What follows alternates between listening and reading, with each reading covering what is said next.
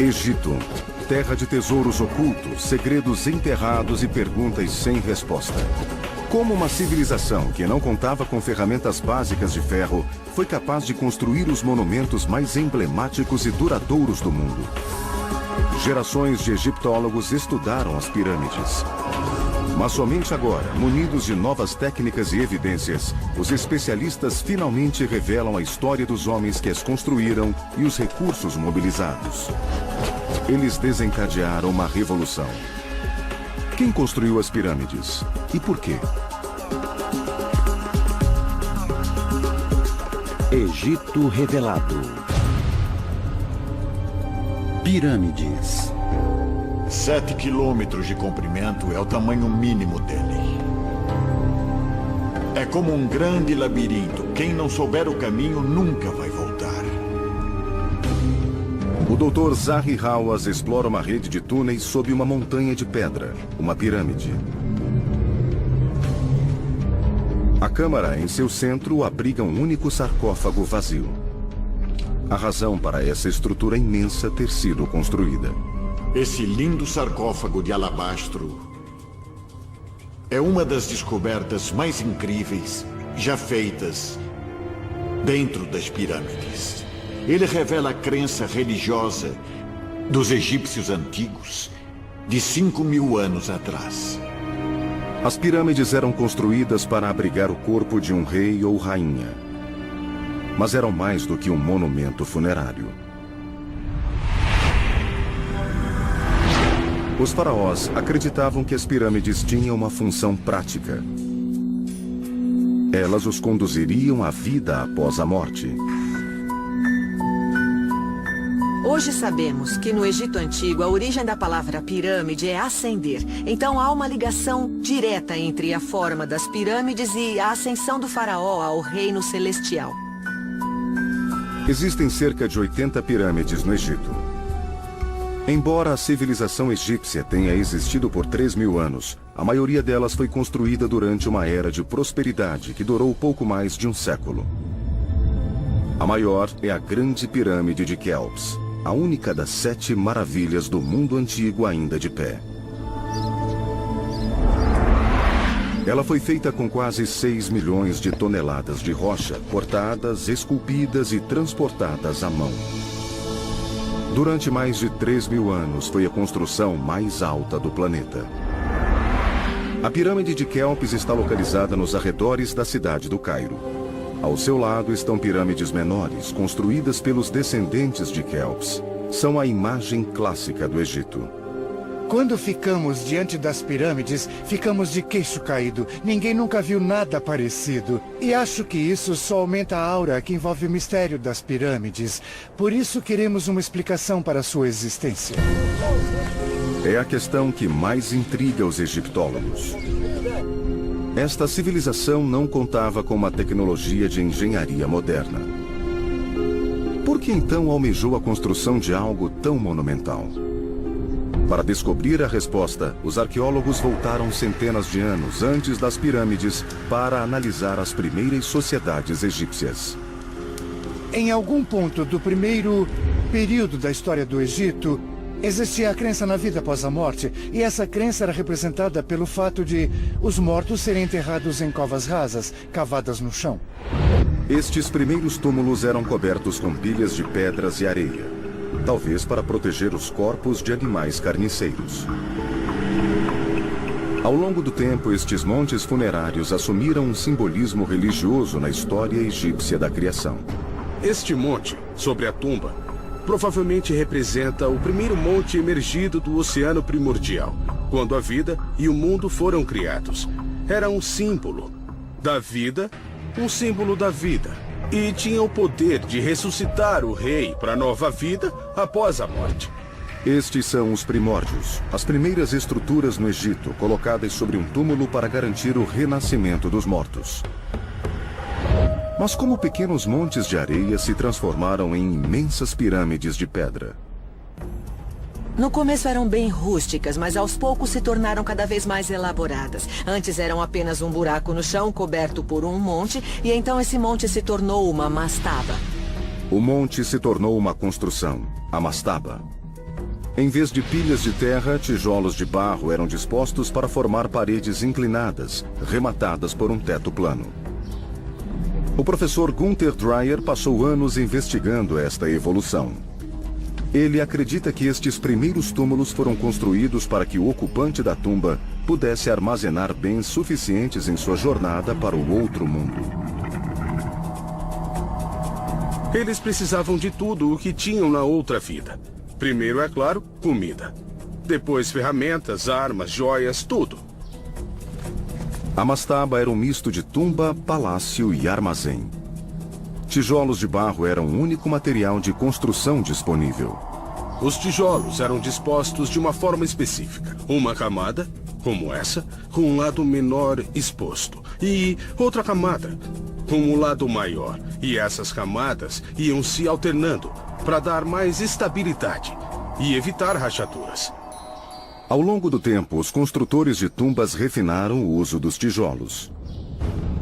Em Abidos, cerca de 480 quilômetros ao sul da Grande Pirâmide, o professor Dreyer escavou o túmulo do faraó Khazekemui.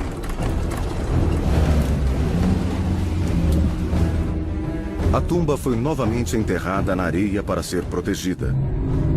Mas enquanto estava exposta, Gunther Dreyer descobriu algo muito incomum. Essa tumba foi feita só com tijolos de barro, mas tinha uma coisa estranha. Em volta da câmara funerária, todas essas paredes foram comprimidas, a metade da sua altura original, ficando bem mais grossas. Então podemos concluir que devia ter um peso adicional em cima dessas câmaras centrais. O professor Dreyer acredita que as paredes do centro da tumba foram esmagadas pelo peso de uma superestrutura de pedra. Seriam os primeiros sinais do futuro formato das pirâmides?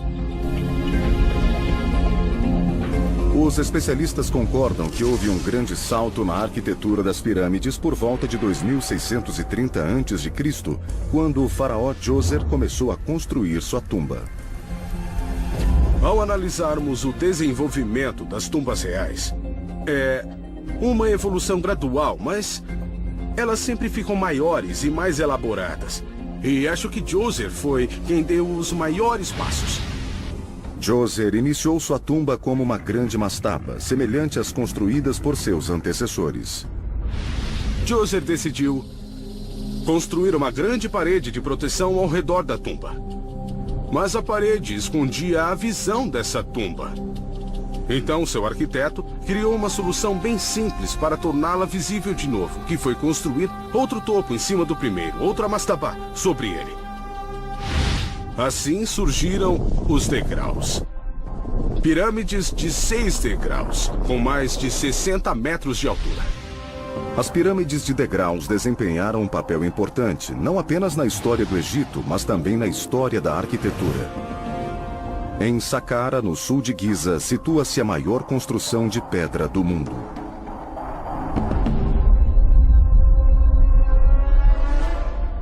O fato de ainda estar de pé destaca a nítida vantagem da pedra sobre o tijolo de barro. A eternidade é um período longo. Muito longo. E sem fim. Os tijolos de barro não durariam para sempre, mas a pedra é um material mais resistente. A pedra proporcionou aos egípcios uma recompensa valiosa: a eternidade. Os egípcios fizeram de tudo para garantir que as tumbas pudessem durar para sempre. E acho que esse é um dos motivos para que as pirâmides fossem feitas de pedra. Elas são mansões para a eternidade, como as montanhas, como o centro da Terra, feitas para durar para todo o sempre.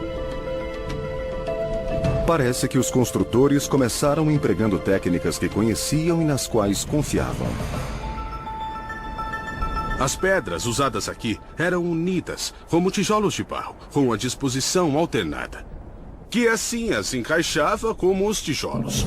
Mas este resultado não poderia ser obtido com tijolos de barro. A pirâmide de degraus de Djoser eleva-se a quase 60 metros e esta não é a única inovação. O Dr. Zahi Hawass explora o interior da pirâmide para mostrar o quanto o design evoluiu a partir das primeiras covas simples.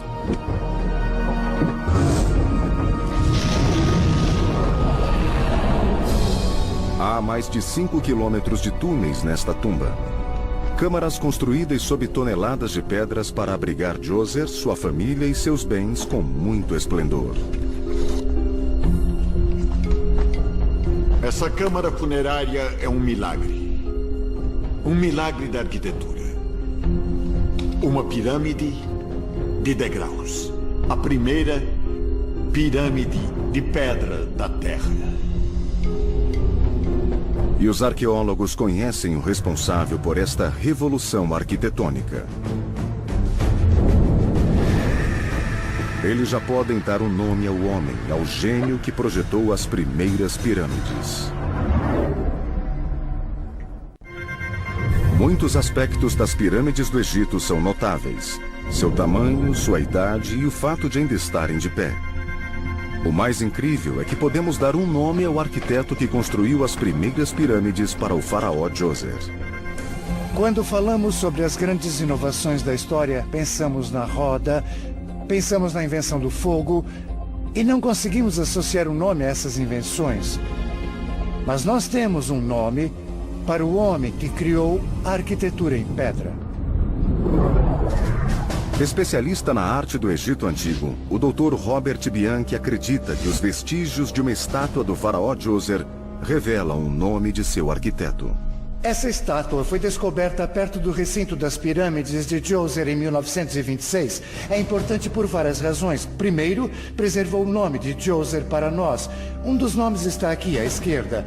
Quando começamos a ler as inscrições na estátua, vemos uma coisa extraordinária e quase única na história da arte egípcia, que está na segunda linha, no canto inferior esquerdo. Lemos E-E-M-O-T-E-P, o nome de Imhotep.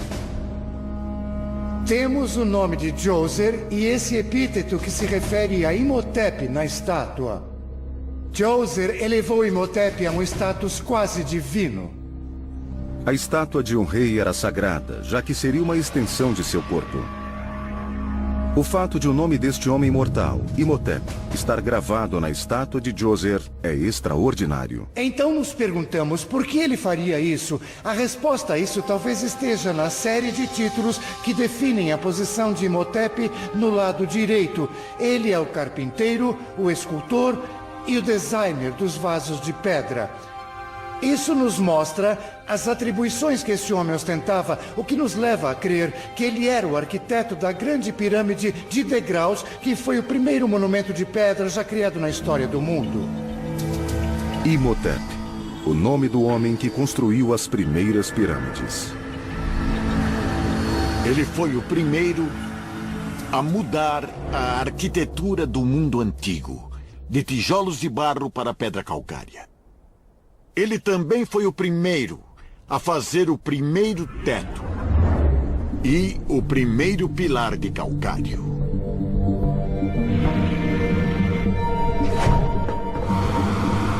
O arquiteto especializado em história, Jonathan Foyle, está tentando desvendar o processo mental que teria levado Imhotep a esboçar o projeto das pirâmides. Eu quero entender como esse salto lógico aconteceu. Transformar uma mastabá plana numa grande pirâmide de degraus, o que criou um dos estilos arquitetônicos mais emblemáticos do mundo. Eu quero entender também como as pirâmides evoluíram. Como a mente do Criador as concebeu há 4.600 anos. O Dr. Foyle começa com um desenho em escala de grande precisão. Esse é o meu desenho. É a minha visão do desenho original de Imhotep para a pirâmide de Djoser. Vemos 1, 2, 3, 4, 5, 6 degraus e a base está um pouco desgastada. E o que vemos nesse desenho que não está nas pirâmides de hoje é o revestimento com um calcário branco bem fino. Com isso, a pirâmide parecia perfeita e brilhante aos olhos de quem a viu pela primeira vez. A pirâmide de degraus tinha 312 mil metros cúbicos de revestimento de pedra, feito inteiramente de calcário branco. Ninguém nunca havia visto algo assim.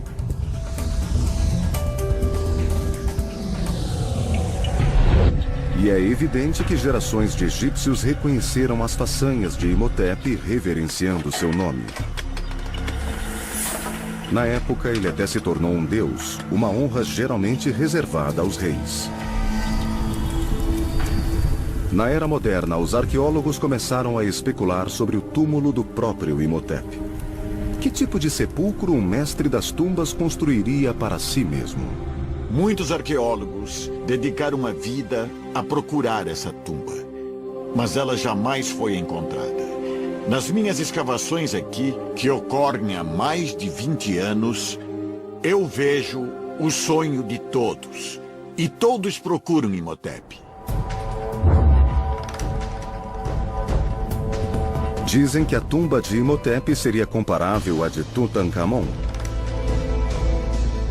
Nenhum vestígio foi encontrado, mas muitos têm certeza de que sabem onde procurar.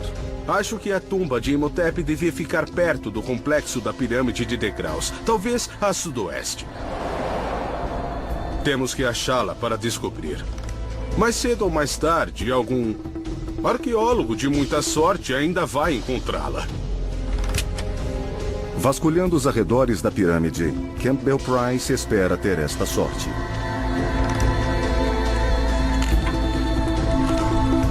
Ele trabalha para o projeto de análise geofísica de Saqqara, que mapeia o local há 17 anos. Boa parte do trabalho que foi feito no último século nos deixou mais ansiosos para encontrar a tumba do primeiro arquiteto, o construtor da pirâmide de degraus, Imhotep. Se conseguirmos localizar essa tumba, vai ser uma grande descoberta. Imhotep tinha muito mais fama do que a que Tutankhamon conseguiu depois de morto. Então, sob a perspectiva da cultura histórica do Egito, seria uma façanha incrível dizer que achamos Imhotep. Campbell Price usa um equipamento chamado gradiômetro magnético. Registrando alterações mínimas no campo magnético do solo, o dispositivo permite identificar os diferentes materiais e estruturas sob a superfície. Ele fornece imagens maiores e melhores das coisas no subsolo. Gera um mapa subterrâneo, fazendo com que a escavação, que costuma ser de natureza destrutiva, possa se limitar e se concentrar no objeto procurado. Assim, podemos ter uma melhor compreensão da aparência da paisagem na época dos faraós. O gradiômetro emite um pulso magnético através do solo e monitora os sinais que retornam. Uma estrutura de tijolos de barro terá um registro diferente de uma de areia comum. Enquanto Price caminha pelo local, um plano detalhado começa a surgir. Nosso achado mais recente foi a localização de duas estruturas bem grandes, o que é emocionante, e estão entre as maiores estruturas que foram identificadas em Saqqara. Pode ser um templo ou uma tumba, provavelmente de alguém muito importante. O que temos aqui em Saqqara é uma grande estrutura antes desconhecida em qualquer mapa arqueológico. Seria incrível se fosse a tumba de Imhotep. Se Price encontrar a tumba de Imhotep, será uma descoberta de imensa importância. Mas levará algum tempo até que tenham certeza, já que qualquer escavação aqui seria lenta e meticulosa. Em contrapartida, o trabalho de Imhotep catalisou uma mudança súbita e dramática.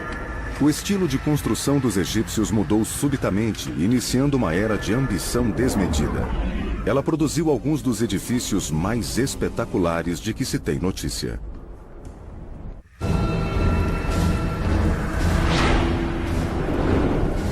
Quando o arquiteto Imhotep construiu uma tumba para seu mestre, o faraó Djoser, criou o primeiro monumento de pedra do mundo.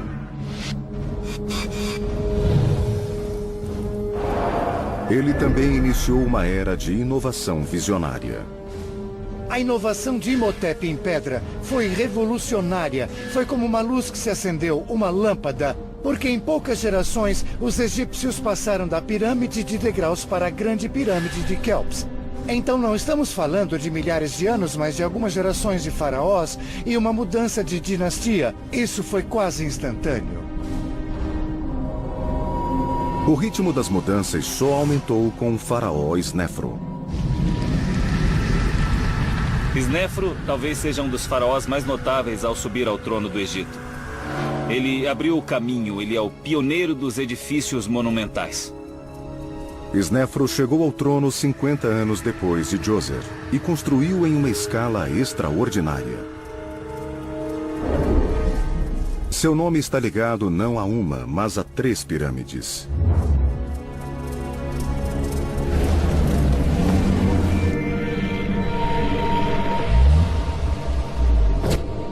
O arquiteto histórico Jonathan Foyle investiga 3 projetos bem diferentes. Acredita-se que o primeiro a ser construído está na necrópole de Meidum. Meidum é muito interessante. Parece representar um tipo de transição, porque pega o protótipo da pirâmide de degraus, mas aumenta a escala. Esse edifício é bem maior, podemos ver por comparação direta, lado a lado. E depois que essa coisa de 8 degraus foi erguida, parece que decidiram voltar e instalar um revestimento externo. Eles queriam aplainar as laterais, embora o projeto original não fosse o de uma pirâmide. Aqui o revestimento de calcário foi raspado e agora está uma pilha ao redor da base da pirâmide. Meidum possui um design parecido com o da pirâmide de degraus, mas em uma escala bem maior. Hoje está parcialmente destruída, mas no passado chegava a mais de 90 metros. No entanto, ainda não era o suficiente para Snefru. Ele começou novamente e desta vez tentou construir a primeira pirâmide com laterais lisas. A chamada Pirâmide Torta está localizada a 40 quilômetros ao norte de Meidum. Gosto da pirâmide torta de Snefru. O nome é bem óbvio, porque cada lado tem 2 declives. O nível de baixo é mais íngreme do que o de cima. E nós perguntamos, por quê? Parece que a intenção era que fosse a primeira pirâmide com lados iguais. Ela começou bem íngreme, com mais de 50 degraus. E se continuasse subindo, seria mais alta que a própria grande pirâmide. Mas então, alguma coisa aconteceu. Deve existir alguma explicação, um problema técnico que fez com que criasse um nível com um declive bem menor. Com 43 degraus para concluir. Será que foi um grande erro e um desperdício de energia? Os construtores de Snefru pensaram, vamos terminar isso e seguir em frente, porque é um experimento fracassado? Eu gosto da ideia de que a pirâmide torta era para ter sido uma pirâmide normal. Eu acho que ela representa um tipo de protótipo. E isso talvez queira dizer que houve um problema nas fundações, como rachaduras, que acabou levando à mudança no projeto.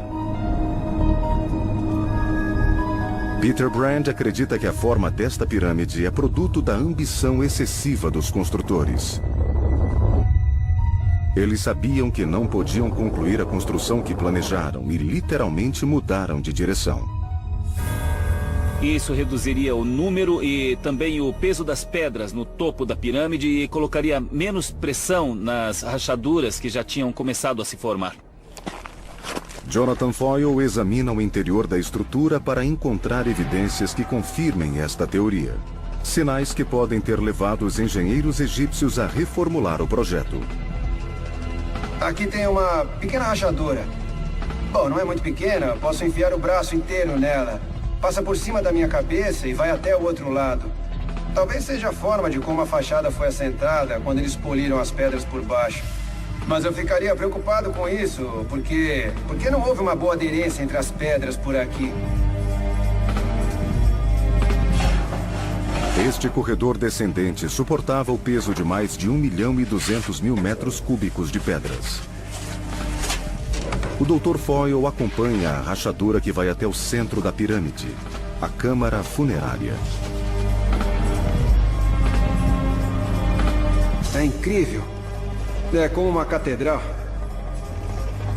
E tem rachaduras por toda parte. Essa parede foi dividida. Esses blocos sólidos foram separados e uma parte está se projetando sobre a minha cabeça. E tem uma grande rachadura naquela parede de baixo. Para onde quer que se olhe, tem uma grande tensão sobre a construção. É possível que Snefru, na tentativa de construir um monumento que durasse para sempre, tivesse visto estas rachaduras e abandonado a pirâmide torta para iniciar uma terceira estrutura mais sólida. Depois de muita tentativa e erro na pirâmide torta, com suas laterais inclinadas e falhas estruturais, Snefru conclui seu experimento aqui com a pirâmide do norte ou vermelha. Ela foi feita sobre uma base sólida com lados inclinados regulares e alvenaria bastante refinada. Então é bem sólida. Essa pirâmide é perfeita, mas é um colosso. Sua escala é imensa e se compararmos com o protótipo de pirâmide de degraus de algumas gerações anteriores, é totalmente diferente. Eles já tinham virado a página.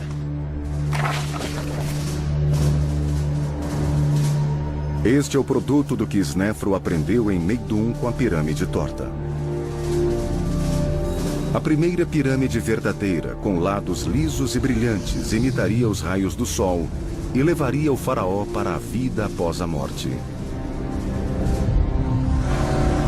Após 2 tentativas, Snefru finalmente havia projetado a pirâmide perfeita. Ela seria a referência de dezenas de pirâmides que vieram depois. Mas há quem discorde desta teoria. O arqueólogo Vassil Dobrev não está convencido de que a pirâmide torta tenha sido um fracasso deixado para trás. Tem um problema com a teoria tradicional. E ele é muito simples. A pirâmide torta, que tem sido considerada um acidente, um monumento abandonado, na verdade, é a pirâmide mais preservada do Egito. Grande parte do revestimento da pirâmide ainda está intacto. Ela parece ter sido concluída.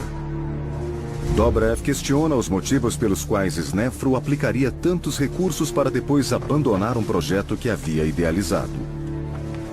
Para mim, a pirâmide torta não é um acidente. Pelo contrário, é um exemplo excelente da forma como os arquitetos de Snefru construíam pirâmides. Era o começo da ideia. Era uma coisa nova, uma coisa original que ninguém nunca tinha feito antes. Se o design da pirâmide torta era proposital e ela foi concluída como previsto, por que Snefru quis fazer um terceiro monumento? A resposta talvez esteja na compreensão da finalidade da pirâmide. Uma teoria sugere que a pirâmide é uma réplica do Monte da Criação, o chamado Monte Bem-Bem, ou Colina da Criação, que surgiu no dia em que os raios do sol chegaram ao abismo aquático, iniciando a criação. O Monte Bem-Bem é o primeiro pedaço de terra a emergir do oceano no mito egípcio da criação do mundo. Dobrev acredita que a pirâmide torta represente este mito. Este elo com a criação testemunharia o renascimento do rei. E quando Snefru fez esse monumento, ele deve ter tido essa ideia de fazer um monumento parecido com o Monte Bem-Bem.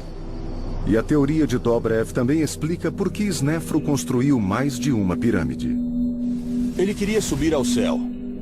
E uma vez lá em cima, precisava descer. Então ele precisava de outro monumento, que é a pirâmide verdadeira.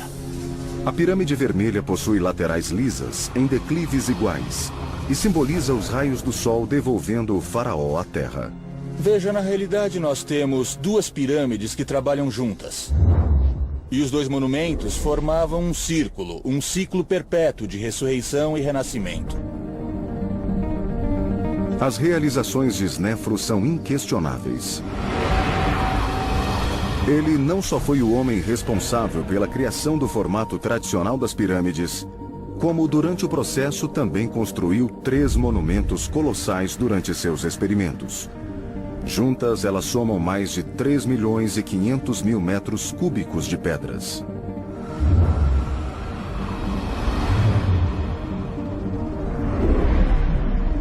Se pensarmos na quantidade, no volume e no peso de pedras lapidadas para formar as pirâmides de Snefru, nenhum outro rei da história do Egito usou tantas pedras na construção de seus monumentos.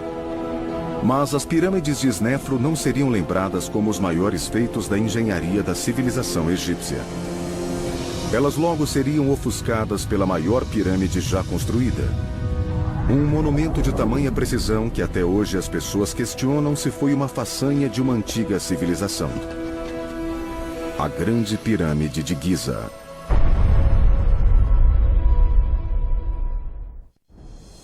60 anos depois da construção de sua primeira pirâmide, o faraó Snefru havia aperfeiçoado o design que reconhecemos atualmente. Suas pirâmides são os protótipos, os modelos experimentais que permitiram que Kelpis construísse essa pirâmide tão perfeita desde o começo. Kelpis era filho de Snefru. Ele deve ter presenciado a construção dos maiores monumentos que o mundo já viu. Seu pai lhe deixou um legado de valor incalculável. Tanto sua visão monumental da arquitetura, quanto as pessoas para construir. Perto do final do reinado de Snefru, existia um núcleo de trabalhadores altamente capacitados. E isso sugere que Kelpis, quando sucedeu seu pai, acabou contratando os serviços desse núcleo de especialistas para começar a construir a Grande Pirâmide. Assim como Djoser havia convocado seu arquiteto Imhotep para projetar a pirâmide de degraus, Kelpis procurou um homem chamado Emiuno. Depois do faraó, ele se tornou o homem mais importante do Egito. Quando Kelpis tornou-se faraó, ele tinha que viver à sombra do pai ou fazer uma coisa ainda mais espetacular. Eu acredito que ele contratou os serviços de Emiuno para, assim, supervisionar todas as obras reais. Djoser havia superado seus antepassados até ser superado por Snefru. Agora era a vez de Kelpis e Emiuno vestirem o manto da inovação. Eu imagino Kelpis e Emiuno tendo uma longa conversa sobre a construção de um monumento que iria superar, que iria exceder o poder das 3 pirâmides feitas por Snefru. E o resultado dessa colaboração é o auge da Era das Pirâmides, a Grande Pirâmide, que é uma das 7 maravilhas do mundo antigo.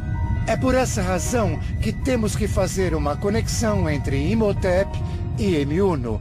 Eles são o elo de uma cadeia. Um foi o homem que criou a arquitetura em pedra. E o outro, Emiuno, o homem que, na minha opinião, é responsável pelo ápice da arquitetura em pedra em uma escala jamais reproduzida em nenhum lugar do mundo. O arquiteto Jonathan Foyle caminha pela base da obra-prima de Emiuno, a Grande Pirâmide de Giza.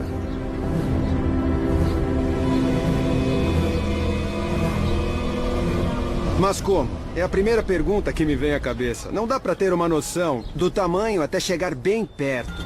As estatísticas são impressionantes. São quase 3 milhões de metros cúbicos de pedra nesse complexo.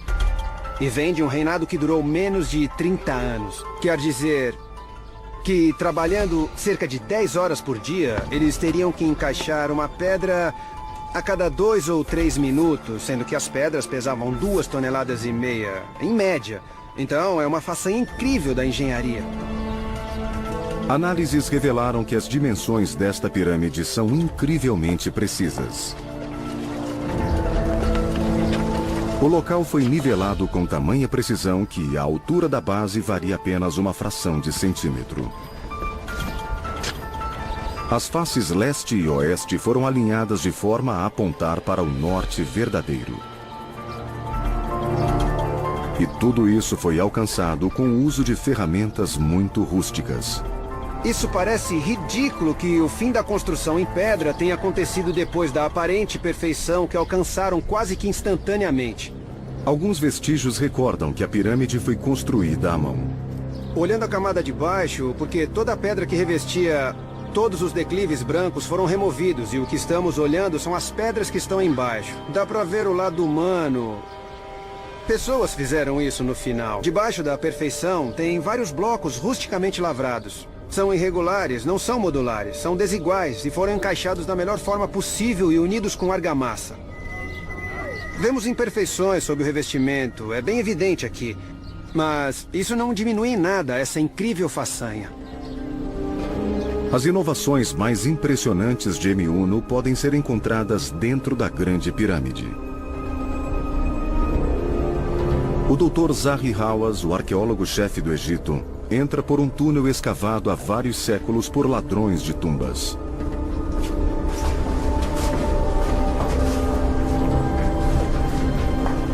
O O túnel se encontra com uma passagem estreita, pela qual o corpo de Kelps foi transportado durante a procissão funerária. Ele termina em uma grande galeria, um salão espetacular que leva à câmara funerária.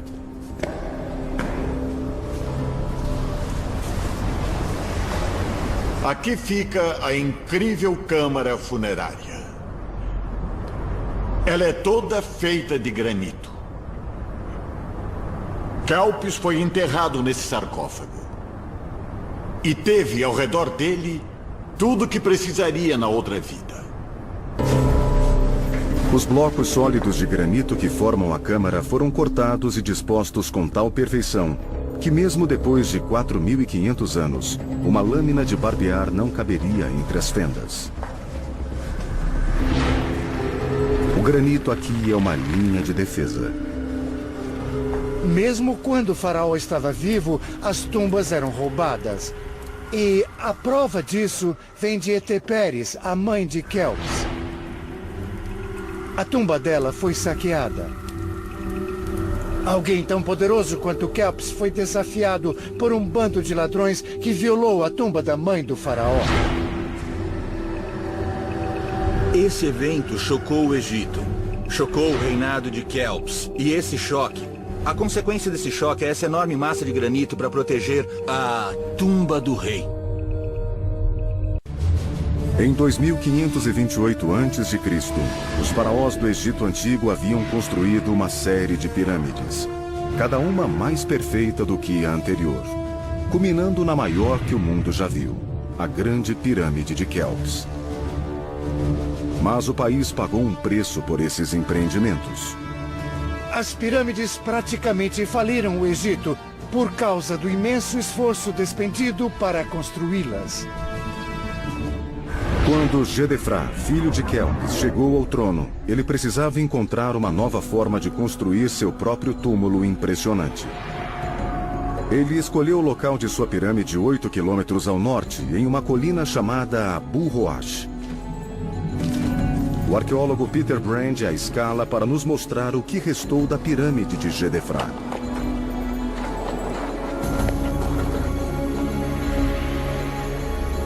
Aqui no Planalto de Abu Roash, podemos ver por que Gedefra escolheu esse lugar maravilhoso para construir sua pirâmide. Ele domina totalmente a paisagem ao redor. À distância, podemos ver Giza, onde seu pai, Kelps, construiu a Grande Pirâmide. E apesar de a pirâmide de Kelps ser mais alta que a de Gedefra, por tê-la construído no topo de Abu Roash, sua pirâmide estava em um ponto mais elevado. E quando olhamos para baixo, nesta enorme cova esculpida na encosta, vemos o centro da pirâmide. O fato de a pirâmide estar totalmente em ruínas oferece aos arqueólogos uma oportunidade única de investigar o núcleo da estrutura.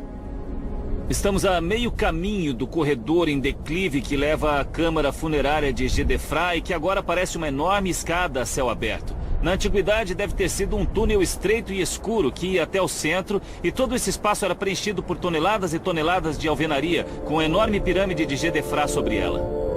Com grande parte da pirâmide vindo da própria montanha, Gedefra poderia destinar seus recursos a um caro revestimento de granito rosa, coberto pelo mais fino calcário branco. Fazendo isso, ele queria dizer: bom, minha pirâmide não é tão grande quanto a do meu pai Kelps, mas é uma pirâmide folheada de ouro, com esse maravilhoso granito. A pirâmide brilhante de Gedefra foi uma revolução no design. Menor em tamanho, mais esplêndida e parecendo mais alta que de seus antepassados. Alguns acreditam que ela deve ter sido a pirâmide mais magnífica de todas. Snefru, Kelps e seus filhos construíram pirâmides que acabaram consumindo os recursos do Egito até exaurir o país. Isso deve ter obrigado seus descendentes a desistir de igualar sua obra.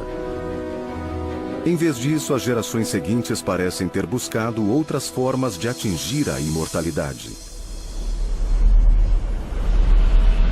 A doutora Melinda Hartwig é especialista na arte funerária do Egito Antigo. Ela está visitando a pirâmide do faraó Unas, que reinou cerca de 200 anos depois de Kelps. A questão não era mais o tamanho.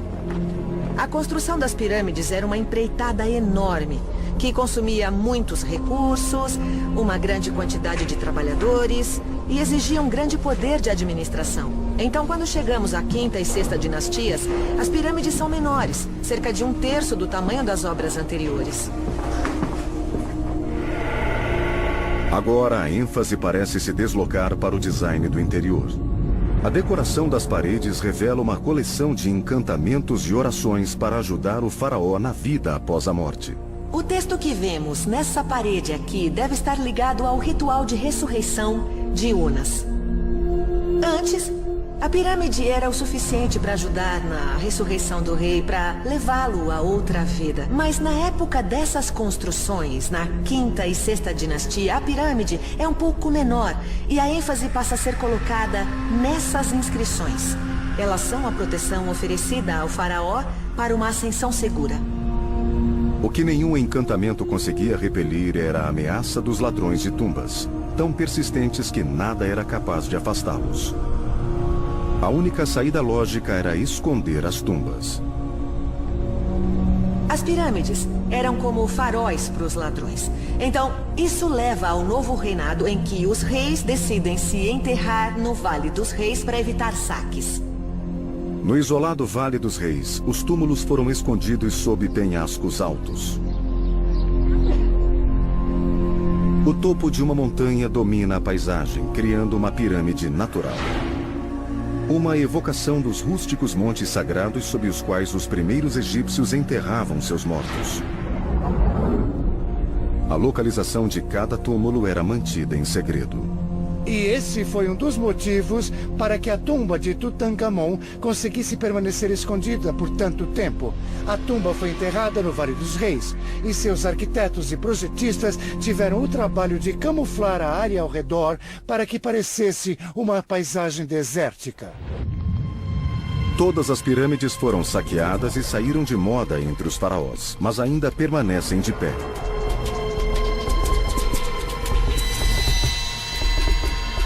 Elas atraem cerca de 10 milhões de pessoas ao Egito todos os anos.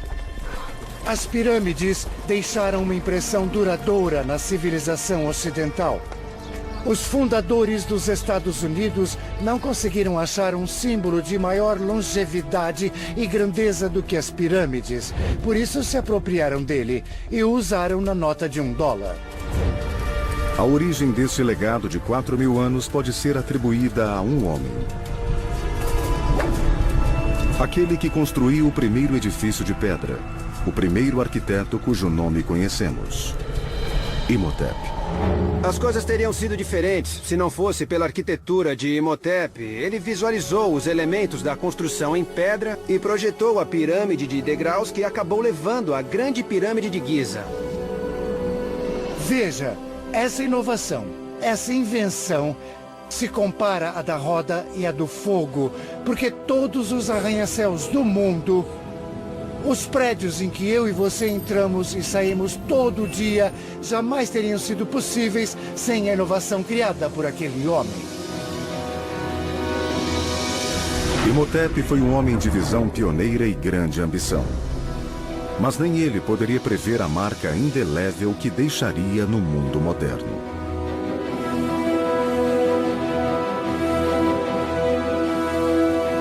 Versão brasileira, Vox Mundi.